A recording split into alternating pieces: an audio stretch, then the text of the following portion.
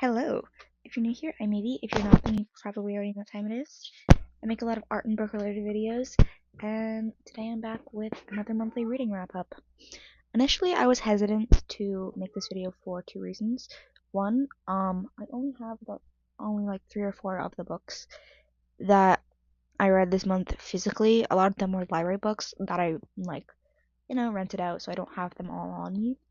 And I was in a very heavy reading slump this month, so I didn't read a lot of physical novels this month. I read 12 only 12 graphic novels this month, and that is it. 12 comics and graphic novels. Not a single novel. I was reading novels in the background, but I did not finish a single novel. I was reading 3 books in the background, and I just got lost in the sauce, lost in the plot, and needed to take a break, and I'm just going through some stuff mentally. Don't stop taking your medication randomly. Yeah, so I was going through some stuff mentally and personally, so I just didn't end up reading any of the physical books. I didn't read this book, but this is one of the books I was reading during November. I didn't end up reading any physical books, but I did end up reading plenty of graphic novels. So this video is going to be getting into the ones I read. So without further ado, let's get into it. Okay, so I have my little. So sorry for the background noise. I'm trying to minimize it with the mic. My cat is in my room and she's being silly. So yeah, I only have 3 or 4 of the books that I physically read this month. And some I read on my phone because you can just read comics online for free, with your library card on certain apps. So I'm doing that. I'm using Hoopla a lot. If they ever want to reach out and be like, oh my gosh, partnership? When? No, I'm just kidding. But yeah. So the first book I ended up reading this month was Heartstopper Volume 4 to pick up where I left off last month. I sobbed so hard to the point where I got a headache from this book. It was brutal. And incredibly relatable and incredibly realistic. We're gonna get a little bit personal for a moment. It was incredibly realistic. I didn't go to the same kind of therapy that Charlie did, but I myself, my mental health got pretty bad a couple years ago, and I had to check myself into the psych ward. Not the same as the place where Charlie went for his eating disorder, because eating disorder clinics and the psych ward where I went are very, very different. But mental institutions, all mental institutions have similarities, and I'm reading the book, I was like, oh my gosh, am I back then? Am I back then when I needed that help?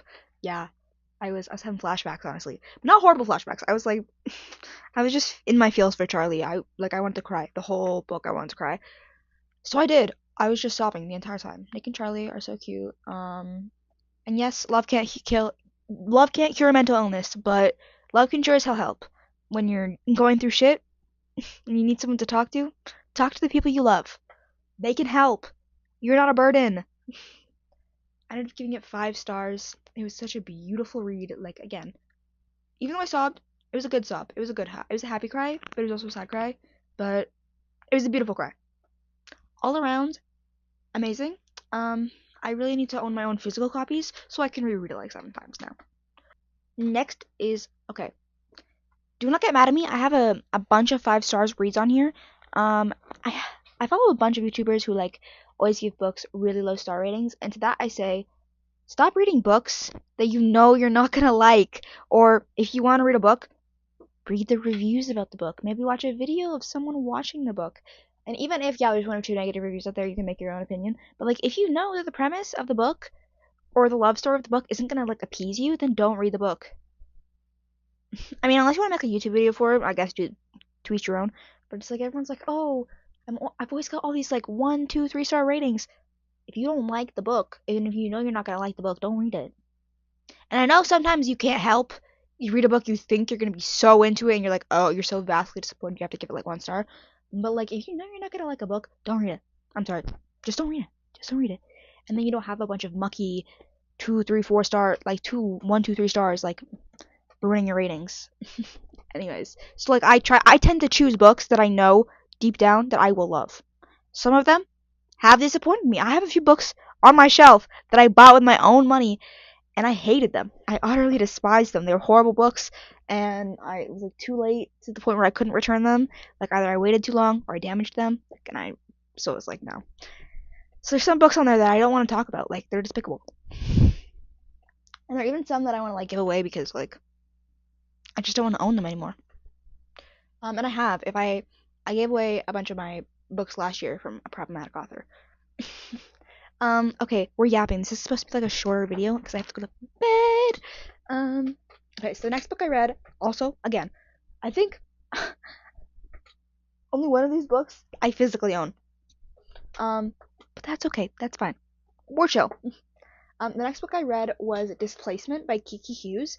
It is almost like a retelling of the Japanese internment camps that happened in America right shortly after Pearl Harbor. It is very closely based on the author's grandmother's actual story of her time in her own internment camp and what it was like back then. Our main character, whom I forget the name of, but our main character, her grandma. Okay, this is like again, you can see the parts where it's like kind of based on her life. Our main character's grandma was in the Japanese internment camps, but her mother like barely ever talked about it. Like she just talked about the internment camps as a thing that happened to Japanese people. She barely talked about her mother's time in it and if her mother was in one at all. Like the grandma. Until one day, our main character suddenly it gets really like foggy and windy, and all of a sudden she's back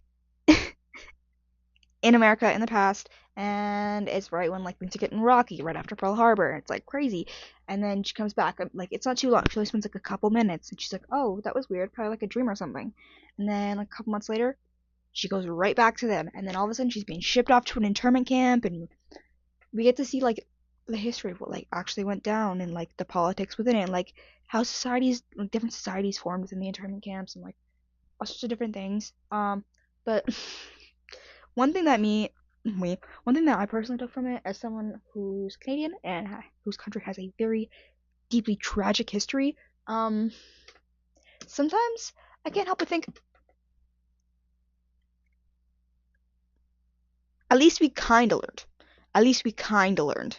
At least we kind of learned, because I don't think we were doing Japanese internment camps. Like, okay, let me. My review, I was so like awestruck but also bewildered after reading this book. Like it left me agape. Like I had to sit and think after this, and a lot of times it's like, damn, a graphic novel made you sit and think. Yes, it did. It was incredible. It was incredible. It was insane. This happened to me last year when I was at Squire. I was like, you can put political undertones in a graphic novel. Yeah. But let me read you my review. America has and always will be a despicably racist country. We cannot keep letting history repeat itself. Again, America had residential schools. America had Japanese internment camps. What is America doing right now? I'm not going to say anything else because I do talk about politics here and there, but I just don't want this video to get taken down. But all I can say is, again, we cannot keep letting history repeat itself. We've seen all of these things happen in our past, and we're just going to look at it and go, yeah, this is definitely something that I think should happen again and again and again and again. No, this is something we need to stop. So, recommend you give this book to your mom, your dad, your sister, your brother, your grandchild, your nephew, your niece. Give it to everyone. Yeah, and learn from it. Because anyone can learn from anything. And yes, as I've learned in my grown age, not that grown, but as I've learned, you can learn things from graphic novels. They can be lessons. They can teach you things. They can teach you things, guys. Use your brains. Use your brains. And use your brain! The thing in your head, use it! Sometimes pictures, they can help. So the next book I read, okay, don't really have it here, but I have another book from the series, so I'm gonna use it as a placeholder, because I like to hold things. The next book I read was in a series. It was Teen Titans Raven from the new Teen Titans graphic novel series. So it's not necessarily a comic; it's more graphic novel format, and also more suited for like younger ages, where the Teen Titans comics actually get kind of graphic. It's like a comic made for older people, like made for like more mature audiences, usually like comic books are like 12, 13 plus. Some of them get really graphic, especially the DC universe. I'm sorry, DC and Marvel comics. I know they like aren't like, oh, sometimes kids read it. No, they can get genuinely messed up. Like Natasha Romanoff. No, that's not a fun little story for children. Do you know what like was happening in the Red Room? Anyways, yeah, I read Teen Titans Raven, and in the month of November, I read all of the books that are out so far. I don't remember how many there are. I'll get through it when I'm done this, but I read all the published ones so far. Yeah, because I'm crazy like that. I'm crazy. Um, it was okay. Like, as someone who's a really big Teen Titans fan, knows a lot about all their backstories and everything, and has read Teen Titans comics before, and again, is in all of their media. It was okay. It wasn't the best story I ever read, but it wasn't like the worst adaptation and story that I ever could have read. You know? But like, it was really good. It was really good. I ended up giving it 3.75 stars. Yeah, beautiful, sweet, cute. Um, Rachel Ralph, I love you. Okay. And then next I read Heartstopper Volume 5, guys. What? Yeah, I finished Heartstopper. I thought the sixth volume was published, and I like did extensive research. It's not. It's not out yet, and I need it. But I'll still want it out because I believe it's the last volume that she's gonna make. Like, she's not like they can tell you stories in like over, but like it's the last story she's gonna make. Like, obviously she's done like AU comics before where they like get older and with their parents and like cute stuff, but this is like the last comic she's gonna make about Nick and Charlie, which is like sad end of an era, but also like I'm excited to see what other stories she has to tell. You know? And yes, they're like just ending high school, about to go into university. It's like, why can you do this? But they started on Webtoon. She can always make spin-off Webtoons and like spin-off comics for her Instagram and for her Tumblr and stuff. Like, yes, the series of published stories are out. But it's not all over. I'm sure Naked Charlie story isn't over. And yeah, they're also getting a final film, which I'm assuming the film and the book are gonna like be incredibly tied in together because Elsa Osman obviously helps write the scripts because she makes the books, and the movie is gonna be based probably essentially all on what's happening in this new sixth book, which again is not published. So they're gonna probably correlate and be released like similarly, or they're gonna be like a tie-in. But yeah, finished Heartstopper, so cute. Not as incredibly tear-jerking as Volume 4, but there are some tear-jerker moments in there. It's Heartstopper. Your heart, it's gonna stop and it's gonna crumble, and you're gonna go, why? Why, Alice? Why? Um, yeah. Nick and Charlie, so cute. All the couples are so cute, and all the characters are so cute. And I don't want it to end because they're just such cuties, and I want to see them like grow old. But I know we're gonna see them grow old. I know that these are her babies. She's not gonna like let go of them forever. As an artist, I can't let go of one of my OCs forever, probably. They're like deeply entwined into who I am as a person. I'm sure when I'm like 55, I'm gonna come back to the OCs I made and have today that I want to plan on, like keeping, alive for the future because I want to make them a part of my future. I love them. They're a part of me. Yeah, so cute. Loved it. Need the sixth volume now, Alice? Please. I'll give you like 25k. I don't have 25k, but I'll find 25k to give you. Yeah. 4.5 stars. Absolutely beautiful. Chef's kiss. Let boys kiss. That's the takeaway. Let boys kiss, let girls kiss. Everybody should kiss. Kiss, kiss, kiss.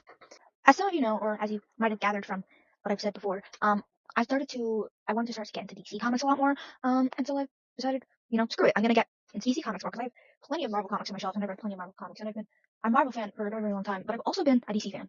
Not for as long as I've been a Marvel fan, let me tell you, I've been a Marvel fan since I have memories formed in my brain. Like, one of the first movies my parents ever sat me down and made me watch was Fantastic Four, followed by Spider-Man. like, the old ones. Tobey Maguire Spider-Man, like, the old Fantastic Four. Obviously not the new one. Or Fan Four Stick. We don't talk about Bruno in this house. Yeah, I've wanted to get a lot more into the DC comics and the DC universe. I was very into it when I was like a preteen. I was really into the DC shows. I was really into Teen Titans. There was also this animated show on YouTube. I really forget what it was called, but it was about like the DC girls, like as like teenagers in high school. There was like Harley and Ivy and like Bumblebee and Barbara Gordon as Batgirl. Who else? And Supergirl, I was really into Supergirl as a girl. Like as a kid, I was into Supergirl and like a bunch of shows. And then also I was really into Batman. Love Batman. You can't go wrong with Batman, guys. Batman and Robin, you can't go wrong. Um, yeah, but like I was really into it when I was younger, but then I kind of like fell out of it when the Shinax, when the, I don't want to speak his name, but yeah, when the Shadowverse came out, I didn't really like those movies because my how I felt as a DC fan, I just didn't like those movies. I also really don't like Gal Gadot. But yeah, the movies didn't entice me, so I kind of like fell out of love with DC. But as I've grown into a big girl, I've learned to love it again, and I've learned to embrace loving all sorts of different things. Like as you can see, I have a really big problem with hyperfixating on all sorts of different types of media and stuff. Like there's like at least over 20 different genres on this genres series on this bookshelf. Series, not genres. Genres, different authors. Like Funko Wall, there's like Marvel, there's Wicked, there's Avatar, Naruto, like I have every kind of like Funko on there. Like I love exploring different medias and things. So I'm a girl who loves to consume. I'm a consumer. I'm a consumer of media. I love to consume. My brain, there will never be too little space. There will always be space in my brain for me to learn more things and for me to fixate on. Yes, I have thought about going to the doctor and asking if I have autism. Okay, so the next book, don't have it here, but it was another DC book. I read Poison Ivy Thorns. I love Harley and Ivy. They're such baddies. We love to sapphic queens. We love them. Icons. Okay, so I've wanted to learn more about all of them, but especially Poison Ivy. I just read a Harley Quinn origin comic in October. So it's like, what better to do than to read an Ivy comic this November? Sorry, I had to let my cat in my room. It's a really short, sweet story. And it's a really cute take actually on Ivy's like origin story. On her mother getting poisoned and her dad experimenting on her and how she gets her powers and like, her finding love, experimenting with girls and stuff. See, there's my kitty cat. Um, but yeah, it was a really cute book. I loved it. I gave it 4 stars. Adorable. Like, come on, guys, you can never go wrong with a misunderstood sapphic girl. Okay. Up next, we have Daredevil, Volume 1, Known Fear. I really love Daredevil. Not gonna lie, I love Electro Daredevil a little bit more than I love Matt, but I love Matt. I love my Schmexy blind lore. I was Matt Murdock for Halloween this year. I'll insert pictures. But yeah, I was famous like in lawyer form. I was a cutie patootie, let me tell you. I was not cutie, I was hot, let me tell you. But yeah, I love him. We like just I love his Catholic grief, my king. I'm no longer like a Catholic, but I was raised Catholic, and let me tell you, I have lots of religious trauma. And again, no longer believe in that religion. So but I don't know why I like attach myself so much to him as a character, and like I like him a lot. Um, I think again, his Catholic grief, guilt, like I love it a lot, and then also like I love his like need. He's like I need to protect the people, and if I could do what he did, I would be protecting the streets. I would like be out there protecting New York, the streets of Hell's Kitchen. Unfortunately, I would not have his morality clause though. Screw you, Batman and Matt Murdock for having morality issues. I would not be out here having a morality clause. That's all I'm saying. I have bigger kahunas than both of them. But yeah, Daredevil, Known Fear, love you. Oh, also another reason why I really wanted to start reading that was because I have a book on my shelf that is from that comic run, but it's the 7th issue. How I can't just randomly read the 7th issue. I don't understand what happens in the first 6 issues, our volumes. So when I saw they had the first volume on my library, I was like, screw it. Plucked. So I read it. And all I had to say after reading that, is the devil is inside of us all. We just have to figure it if we want to listen to it. Yeah, 4 stars. Okay, next. Another book I have on my shelf. What? I can't believe it, guys. I actually purchased this book because, I hadn't actually heard of this series. Like, I heard about it in passing, because I'm like kind of in bookish community, like the book spaces, I'm on Book Talk, I'm on Book Twitter, I'm on BookTube. Should I go on Threads? Is it interesting over there? I don't know. But yeah, I'm in a few book community spaces, so I've heard about this like series before, and then I heard, oh, it's getting adapted into a graphic novel, like into graphic novels. You know what my favorite medium is? Comics to graphic novels. I love art. I want to become an illustrator so I can make my own graphic novels. Like, come on, guys, do you know how to get me to spend my money? Graphic novels. Like, come on. I literally bought a comic book with my paycheck last week. My last paycheck, I bought a Miss Marvel comic. And this paycheck, I bought the graphic novel adaptation of Speak because I really love Speak. Yeah, I have a problem. I have a problem. Do we have a problem editing, Avery? So yeah, so when I heard the series was getting adapted into a graphic novel, my first thought was, I need that. I need it. So I picked it up. I read it. I gave it 4.25 stars. It was pretty good. I like it. I'm very intrigued. There are a few things that I'm confused about, and there are a few things that I wish did happen or more happened. So that's why it's not like a full 5-star read for me. But I think now reading this, reading the graphic novel, I'm definitely gonna have to read like the actual series now to like be able to like fully grasp it. But it's a very like interesting concept. I was very intrigued the entire book. I was like, huh? I was very into it. But the book follows our main character Blue. Oh yes, and it's the Raven Boys from the Raven Cycle, the first book in the series. Main character is Blue, and she lives in this kind of mysterious, awkward town. And there's an all boys school, and they call them the Raven Boys. Um, and she does not like them, and they're kind of brats. They're kind of brats. But Blue comes from a long like family line of like fortune tellers and seers. I think I'm pretty sure that's what they are. But like they can see your past, they can see your future, and they can also see ghosts, and they like kind of have like spiritual powers. Slide, slide. And then one day Blue's out with her mom's friend, who is like kind of like her aunt, but not really. Um, she's out with her mom's friend, and she sees a boy. She doesn't have any powers, but she's like an amplifier. That's her power. Her power is to be like an amplifier to people with powers, but she doesn't have any physical powers, and she can't see any spirits. She can't do anything. So all of a sudden one day she sees a ghost, and she's like, "What's your name? What's your name?" And he's like, "Oh, my name's Gansey. I can't remember anything else, but that's my name." Okay, okay, Slay, thanks. Um, wow, my brain. I can't keep going. Oh, also, yes, back to the Blue coming from a long line of prophecy tellers and seers and stuff. She's been told that she's fated to kiss whoever she kisses. If it's her true love, they're supposed to die. Um, and so she just doesn't kiss boys or fall in love because she's scared that whoever she kisses is gonna die. Because what if it's her true love? And what if she's actually fated to just kill anyone she kisses? You know? So she's like, I don't ever fall in love. Um, and then all of a sudden she sees this boy, and she's talking with her parents. It's like, oh, I'm seeing this boy for two reasons. I'm gonna kill him, or he's my soulmate. Slay! Cut to the Raven Boys. It's like a group of 4 boys. They're all a little. Um, 3 of them are living together. They're all like in the school, living their life, and they're exploring these ley lines, which supposedly can like bring people back to life. And there's this like whole like magical plot line. It's kind of convoluted and complex. I'm not gonna get too much into it, but it's really great, and it's enticed me a lot. And one of our characters named Rowan, seems to have like kind of like powerful abilities, different to spiritual abilities, like different kind of powers. And there's also a boy named Noah who's actually dead. But because he died on the ley lines when and someone sacrificed him. Spoilers. Someone killed him on these ley lines. He gets to live on as a ghost, and you can like touch him, but he's like kind of like distant, and it's weird. And then once his body is moved from the spot, he actually kind of like fades out of existence because the only reason he had a physical form is because he was on these magical ley lines, whatever they want to call them. But yeah, they're just like going through this plot, exploring things. And our main character, he goes by Gansey because his first name is Richard, and everyone calls him, Dich, if you know what I mean.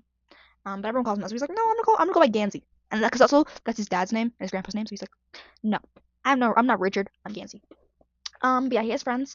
Oh, and okay, now to a part that not a lot of people might like if you're into the series. There's this boy named Adam. He's so sweet. He lives in a really abusive household. Like his dad is beating the crap out of him, but he actually has a really sweet thing going on with Blue in the background. And I really want them to get together, but I know they're probably not because as it's like kind of inferred multiple times in this book, Gansey is her true love, and she'll probably end up getting with him. But like, Adam is such a cutie, and they're so cute together. And like, I love pathetic little man children. Like, I love pathetic little boys.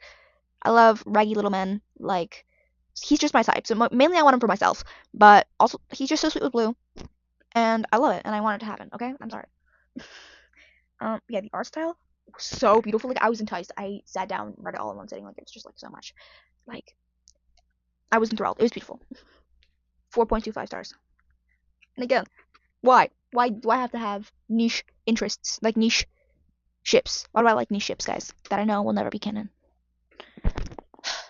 Just my life. Just my life. Okay, we are on to the next. Um, we are going back to the Teen Titans series. Next I have Beast Boy. This one I ended up giving 3.75 stars as well.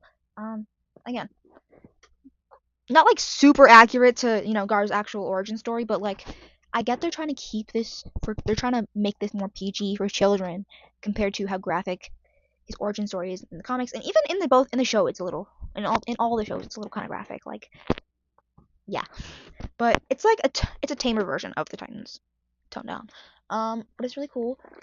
We follow Gar and his origin and like his past with the Sakura virus or however you pronounce it, and his past in high school, and then running away from home. They keep his parents alive. Thank gosh. Wow, it's almost like parents never die in DC. But yeah, it was really cute. And it has a nice cliffhanger ending, just like Raven did, that ties into the next book and the next book. And yeah, it was really sweet. Um, and again, I was so enthralled. I was like, the next day, like, oh no, the next day, the same day, I read two more of the books in the series. Because I'm crazy. I have a problem. Yeah. Next, I read Teen Titans Beast Boy Loves Raven, which was, okay, considerably a lot better than the first two. Because it's not really like talking about like their backstory and like origin stuff. It's kind of like getting really into like Slade Wilson and like them being haunted by the government and stuff. And again, well, not completely lore accurate. It was really sweet and really cute. And I'm a really big BB Ray fan. Love Gar Rachel. Love their like relationship. They are my favorite DC. Like they're one of my favorite DC ships. Probably my favorite DC ship. Like you can't get any better than them. Like they're just so cute. I love them. Sorry. Like I love them so much, and they are so prevalent in this book. It's like so cute, and like I just loved it so much. They were adorable, and like you get really into like both of their like traumas and their problems, and it's like oh really cute. But then you also get like into like other DC characters and their powers, and it's awesome. That one I gave 4.25 stars. And then next, okay, so there's 5 books in the Teen Titans like graphic novel series. I read all 5 that are published. So next are 4 and 5. Which again, this all happens like bang bang bang. They're all happening immediately, one after the other. Um, Gar's and Rachel's, they are happening kind of at the same time. And then they meet up, and then their book happens, and then immediately after that, then the next book, Teen Titans Robin happens, and then after that, the next one happens, and then presumably the 6th book, which is now yet, will happen like immediately after that. But Teen Titans Robin follows both Damian Wayne and Dick Grayson. Immediately after rescuing Gar and Rachel from the facility that Slade had captured and imprisoned them to. So yeah, how fun. They were getting tortured on by the government and experimented on. And Damien and Raven's friend Max saved them, and Damien gets a budding romance with Max. I don't know how I feel about it. Yeah, I don't really know how I feel about Damien's like portrayal and characterization in this. Like I'm not the biggest Damian Wayne fan. Like I have my favorite Robin, and it's definitely not him. No offense, no offense. He's a cute patootie. Don't come in my wall. Don't come at me. I know he's not real, but he definitely was. If he was real, he'd like spite me. He's not my biggest. He's not my favorite Robin. He's my biggest favorite like character. I don't know too much about his story, but from what I do know, it's like, oh my gosh, that's your characterization of Damian Wayne. Okay. Um, Dick Grayson was a little bit better. Not like it wasn't super accurate for Dick's character. No, am I gonna get this taken down for saying his name? Richard Nightwing. I'm gonna say Nightwing. Because they're both Robin. But like Nightwing's character was pretty spot on. There was like a little sketchy bits, but the book is pretty good. Gar and Rachel and all of them are kind of on the run. They meet up with Rachel's aunt. They do some fun stuff in California. Train, learn more about themselves, do some kissing. Yeah, it was sweet, but like in perspective of it being like a book about the Robins and their characterization, it was not the best. So that one I gave like 3.5 stars. Sorry. And then lastly, there was, like not lastly, but last in the series, there was Teen Titans Starfire. Um, this is a more modernized version, so Starfire, I don't know if they're gonna go into it, but so far it seems she's not an alien. So her characterization, again, the characterization in their origin story is completely different. It's like, but the story was much better in this one, so like decently better. Um, yeah, we meet Starfire and her mom's crazy fiance, who, and guess what? And you also meet her sister, Blackfire. I forget what they call her because they go by like Corey and they're human names. But yeah, I'm liking. So her mom's marrying this man, and Blackfire is dating this man's nephew for some reason. It turns out Blackfire, she has powers. What?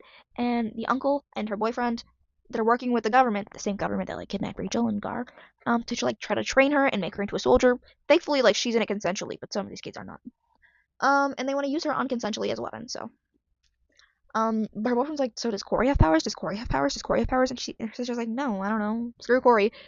Turns out yes, Corey has powers, and the powers are different. Corey is more stronger in the day, and Blackfire is stronger at the night. What? It's almost like they absorb different energies to get their powers. Anyways, sorry. But eventually they have powers, and the Titans they realize, oh crap, the government they're gonna go after Corey.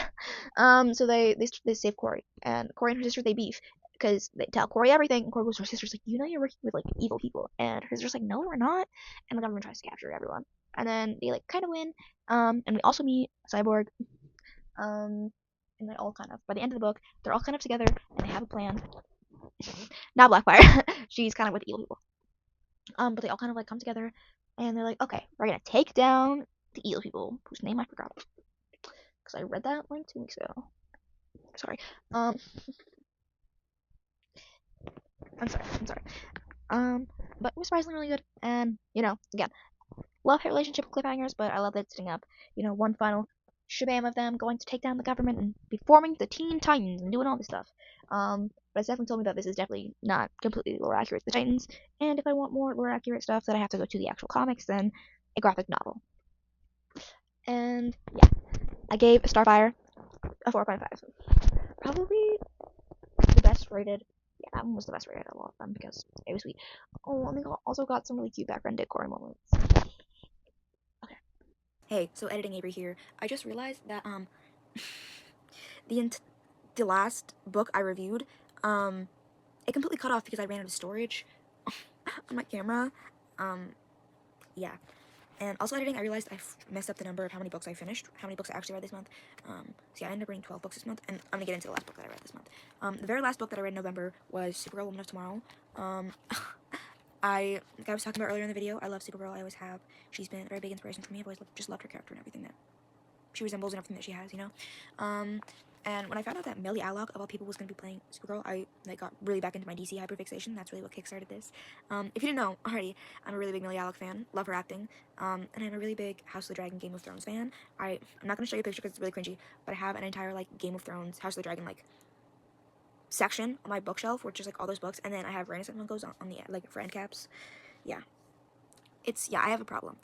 But I really love Millie Alloc, so I found out she's gonna be Supergirl. I was like, oh, what? I have to read the comic book that her movie is gonna be based on, especially says James Gunn says he's gonna, base it fairly on this comic. So it's like, you know what? I have to go read it. And I also want to read more Supergirl comics because, I love her. She a baddie. Yeah, need her. So I read Supergirl Woman of Tomorrow. And I sobbed so hard. I've always just loved Kara. I love her passion. I love her strength. And I love that even though people always try to say and characterize her as similar to Superman, she's a completely very different person than Superman. She's a different hero. She lived a completely different life than Superman. She is the last daughter of Krypton. She wasn't the baby that went off in the rocket. She was 13 years old when she went off in the rocket. 13. Okay? She had to watch her entire planet die thrice. She had to bury her people thrice. No. No, I was sobbing and I was crying. There were a few moments when I was confused, just on the kind of writing style, because this book takes place kind of on a medieval, futuristic planet in space. So it's written almost in 17th century English, with a fantasy take on it, an otherworldly fantasy take, and it's just kind of confusing. But you do kind of get the point, and you do kind of learn a lesson by the end of the story. You learn a lesson that Supergirl was trying to teach Ruth, and the lesson she was trying to teach herself, that yes, you can watch all this trauma and this pain happen to you, but you can't let it sit with you forever, and you can't let that one thing determine who you are for the rest of your life and decide, yeah, that thing, I'm gonna get vengeance for it for the rest of my life. Me personally, I don't know if I would be able to let it go, but by the end, Supergirl doesn't let go. She knows that she's the last daughter of Krypton. She lives on with their thought, with their knowledge of everything that happened on the planet, with their religion, with their teachings, all that stuff. She doesn't just give up and abandon it, but she does stop letting her planet's death consume her in vengeance and anger and rage. She doesn't always need that. And she teaches this little girl that, yes, your father being brutally murdered is a horrible thing, but you don't need to go to the very end of the earth to torture and kill the guy that killed your father. This is just a whole cycle of violence that we don't have to start. Like, you know, yes, we can fight the bad guys, but you, an innocent, don't have to go on a cycle of violence if you don't have to. But yeah, absolutely beautiful. Tears ran down my face. 5 stars, 10 out of 10. This was a library book, but I am gonna ask for it for Christmas because it was so good. So yeah, those were the 13 books I read this. 13? I believe 13. Those were the books that I ended up reading in November. They were all graphic novels. They were all delectable, and hopefully December I get my flow back, and I finally start actually reading books again, like physical novels and not graphic novels. But you know what? Picture books, we love them, Queen. We love picture books. Pictures, colors, shapes, and colors. Hope you guys enjoyed listening to me talk for way too long about comic books and graphic novels. I hope you really liked it. I have a bunch, not a bunch, but I have some videos planned for Bookmas. I'm gonna try to do 12 days of Bookmas this year. So look forward to videos coming very, very soon because guess what? It's December. So I'm kinda gotta have those videos coming out soon. But yeah, look forward to my 12 days of Bookmas. And I'll see you guys very, very soon. Bye.